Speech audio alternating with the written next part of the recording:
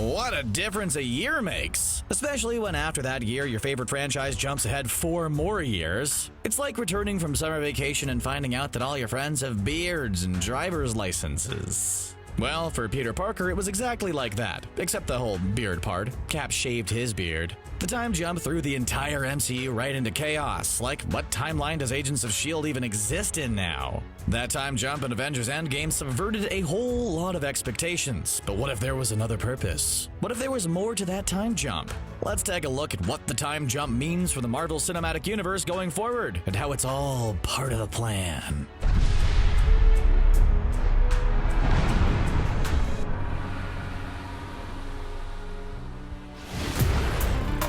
Hey Spanish speakers, we've got an exciting new announcement from the folks over on Screen Rant, the película, an all-Spanish channel for film theories, MCU coverage, movie news, and much more.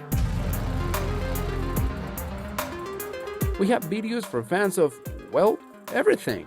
So jump on over to DP's channel and let them know we sent you, in Spanish, of course. And don't forget to subscribe and hit the notification bell.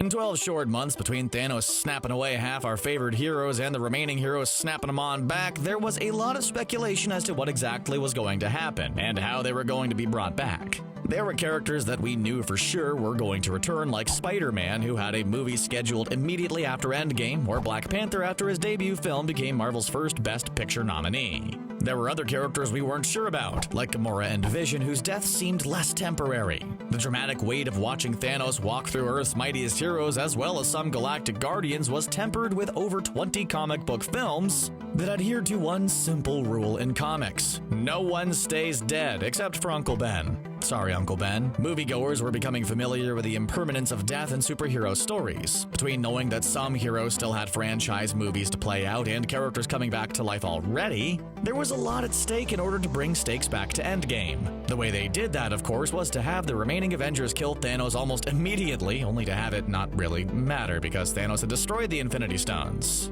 Well, atomized them, making his life's work permanent. By doing that, the characters, our original Avengers, got a chance to live with the weight of their defeat and what that meant for them. Regardless of whether or not the snapped heroes came back, there were lasting stakes from Thanos' march through the MCU. Tony Stark finally did what he'd been threatening to do since Iron Man 3, hanging up his power armor and starting a family with Pepper Potts. It also turned out that he leaned a lot heavier on the hate side of his love-hate relationship with his father's other favorite creation, Captain America. For his part, Captain America also tried to figure out how to come to terms with retirement. Roger spent his 5 years trying to find a new purpose in life that didn't involve flinging shields at people. Banner came to terms with the Hulk and their role in the world after spending most of his time worrying about the destruction that his angrier half had caused. Thor, for his part, did not come to terms with things in such a healthy manner. Instead, he secluded himself with his gladiator friends, booze, and Fortnite. Likewise, Natasha spent her time losing herself in the work of being an Avenger. Maybe the person who dealt with the loss worst of all was Hawkeye, who ditched the Hawkeye persona for Ronin. The time jump not only subverted our expectations, but gave the characters room to come into what would be the end of many of their stories. That's not what the movie was about, though.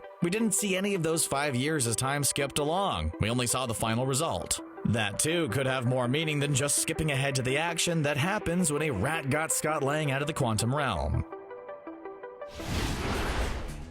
Part of that comes from the length of the time jump. The writers have talked in a lot of interviews about why 5 years specifically, and there are some logistical reasons to it. 5 years is both a long time and not long enough that everyone's a completely different age.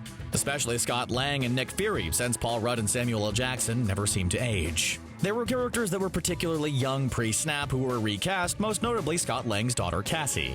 Cassie Lang, as it turns out, is the best clue as to the other purpose of the time jump. To understand why, you have to understand who Cassie Lang is in the comics. Cassie Lang eventually follows in her dad's size-adjustable footsteps, adopting the name of Stature. Assuming the role of Stature isn't the only thing she does that takes after her father, though. She also joins her own team of remarkable people who together become something more. That group included a time-traveling teenager who wasn't impressed with his future self, but instead the past Tony Stark who became Iron Lad, a Kree-Skrull love child named Hulkling, and Kate Bishop, who had taken over for Hawkeye as, well, Hawkeye. Sound familiar? They became the Young Avengers. Avengers Endgame, true to its name, was the endgame for many of the heroes.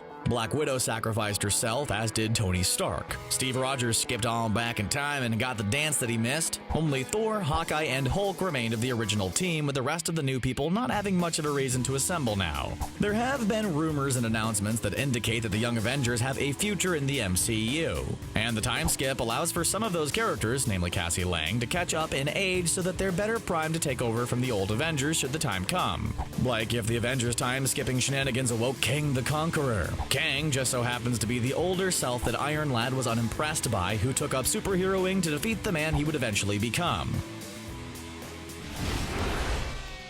There's more than just the Young Avengers that benefit from a little bit of time skipping to get everyone on the same page. With the end of the Infinity Saga and some of the MCU's biggest stars taking their final bow, it's time for a truly new phase for the Marvel Cinematic Universe with new faces. Some we're still only left to speculate about when and how they might be introduced, like the first family of Marvel, the Fantastic Four. Without the time jump, should the Fantastic Four emerge, there becomes the question of what to do about Thanos. If there was an emerging team of superheroes willing to fight the good fight, what were they doing instead of fighting Thanos? But with the time jump and little information about what happened during it, there's room for those characters to grow and have their own adventures without worrying about what else they could have been doing. One of those characters we already know is on the horizon. Perhaps Marvel's first cinematic hit, and one that predates the Marvel Cinematic Universe, was Wesley Snipes' Blade. Now the Daywalker is set to daywalk his way right back into the MCU, this time played by Mahershala Ali.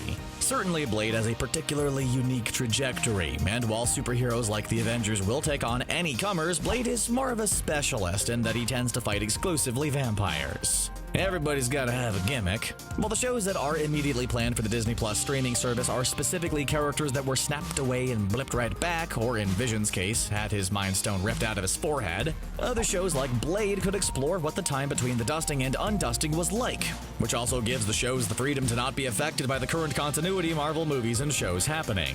One of those characters on the planning horizon that would really benefit from the time skip and fill in that world is Jennifer Walters. Walters is an important figure in Marvel for her role as a prominent and strong lawyer. She's not just strong in the metaphorical sense, though, but in the literal one, thanks to the blood transfusion from her cousin, who happens to be Bruce Banner.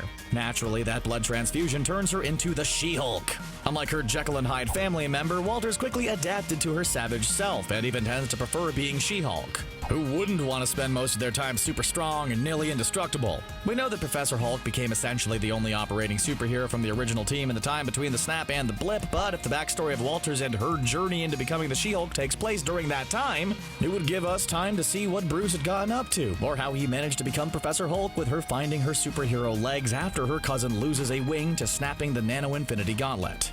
We also don't know how the mutants will make their way into the MCU. We can only really guess. It could be House of M or some version of reality skipping or merging as Scarlet Witch's powers grow. But mutants could also have emerged as a byproduct of the snap, or have been in hiding the entire time and only now start to come out of hiding because of it.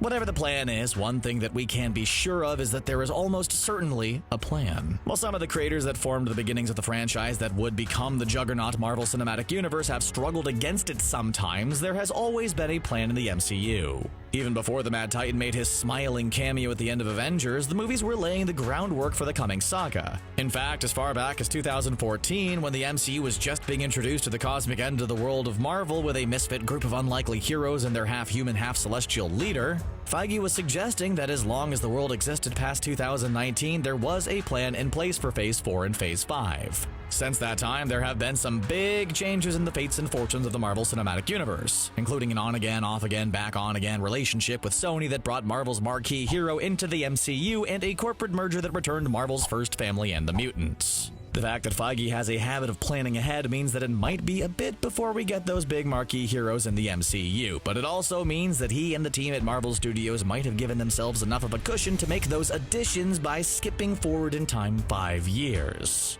Whatever the future holds, it seems likely that it being set in the future will come into play. That's some of the wider implications and potential reasoning behind the 5-year gap in Endgame. What do you think will be the lasting impact of the MCU skipping forward 5 years? What are you hoping to see from it? Let us know in the comments section below, and while you're there, why not subscribe to CBR? It won't move you ahead in time, but it'll give you the latest videos in a very timely fashion. And as always, thank you for watching.